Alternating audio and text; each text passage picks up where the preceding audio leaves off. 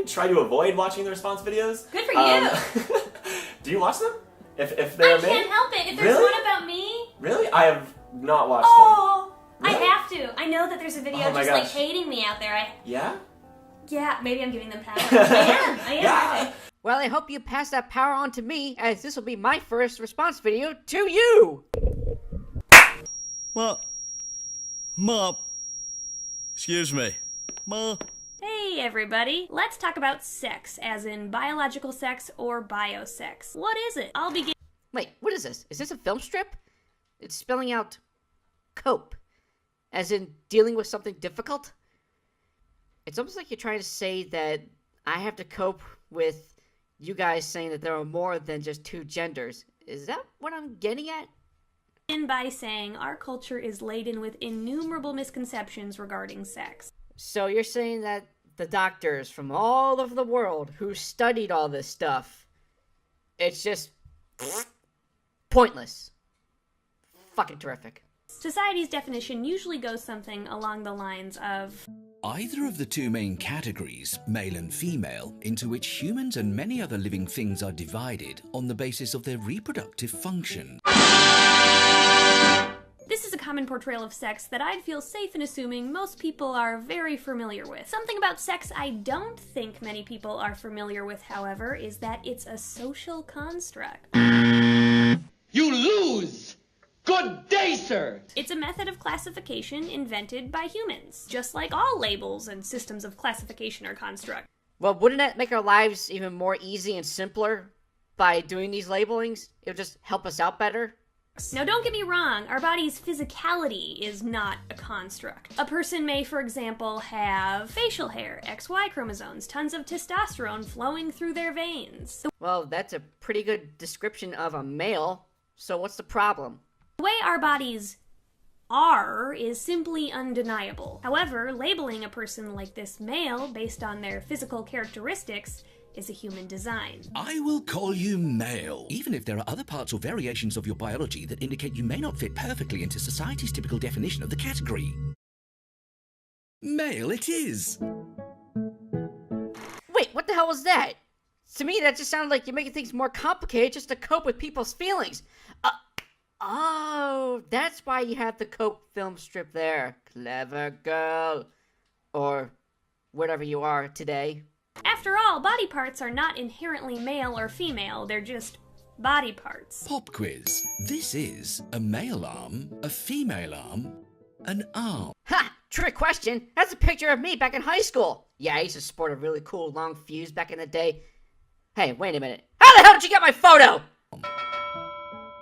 That can't be right. I think if I squint, I can see the arm's sex. See? Here's more complicated crap. We all have arms. We all have legs. Where are you going with this? Sex is also a system that is heavily influenced by society's binary views of gender. This is evident by the fact that society only uses two binary sex categories that each have strong associations with the two binary gender. Because since the dawn of humanity, it's always been male and female.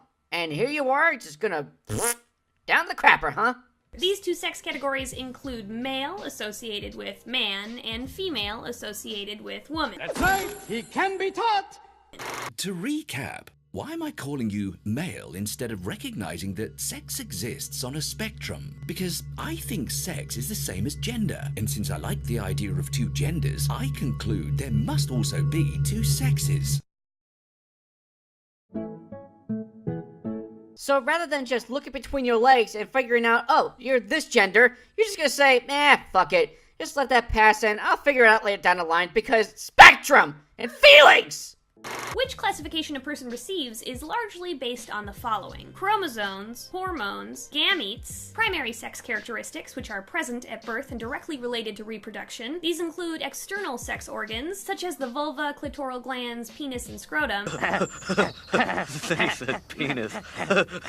And internal sex organs, like the uterus, ovaries, epididymis, and etc. Also, secondary sex characteristics, which are developed during puberty. These are things like body hair, facial hair, muscle to fat ratio, larynx size. The secondary sex characteristics should not determine your gender. It's only the first part. Your genitals, your chromosomes, and your hormones. That is it!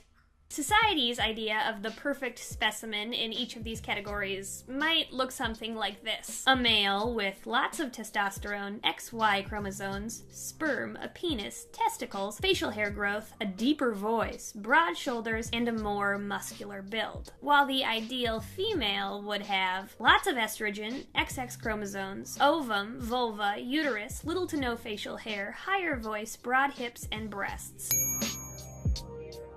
Wait.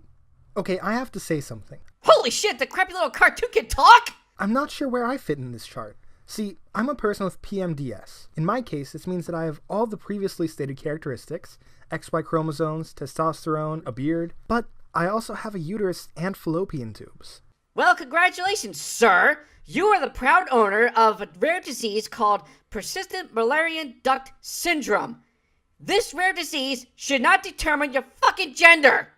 Also, where do people with other chromosome variations, like X, XXX, or XXY go on here? Neither, because Down syndrome does not determine your gender! This feels like it's missing a lot. Shh, no, my heuristic is flawless. That's how science would say sex is classified. But here you're gonna say, fuck science, because this. But Ah! Told you! There's gonna be a fucking button there. I fucking knew it. Oh. how many of us have had our chromosomes tested? Just saying. Like, how sure are you that you have XX or XY or whatever chromosomes? How sure? God, why do you torment me so?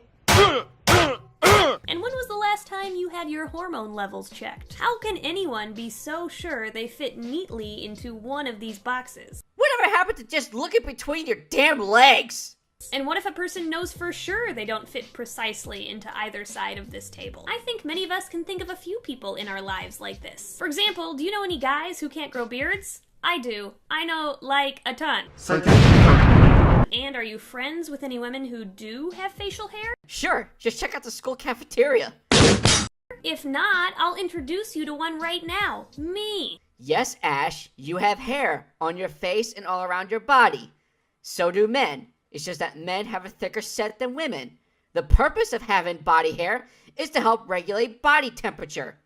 My face is riddled with about 10 long, dark, stray hairs. My advice to you is to pluck those little shits out. It's not going to look very pleasing to the public. And also, those can't be the only strands you have. I'm sure you got a small strand above your lip, but it's not really visible. And you probably have some around the ears, you probably got some on your forehead, maybe around the cheek area. You have them! Don't deny it! A few years ago, I would have never admitted to this. And now I'm putting it on the internet. Just, what do you want, a fucking medal? I used to be hella insecure of the hairs on my chinny chin chin. But you sure as hell weren't insecure back then when you did a video showing off the hair on your leggy legs. Ugh. But since then, I've met several women who also grow facial hair. Like, on purpose? Women don't grow facial hair. Look at the chart. Some have random stray hairs like me. No, this can't be. Random long hair strands are excluded. They do not count. Pluck them, please! Some have hairy upper lips. I don't believe it. I mean, this really falls on the hormone level. I mean, they may have a tad bit more testosterone, and that would explain why they're growing a thick mustache above their lip, or have a thick hair on their arms. It's all in hormones. And some can grow beards. You liar! Again, this falls in imbalanced amount of hormones, and this is a very rare thing. I see now that having some hair on your face is a natural and not uncommon characteristic for females. Liberal propaganda! Oh, knock it off, you stupid cartoon! Need more examples? There are also females with broad shoulders. If you have a slightly large amount of testosterone in your body, then yeah, women would have broad shoulders.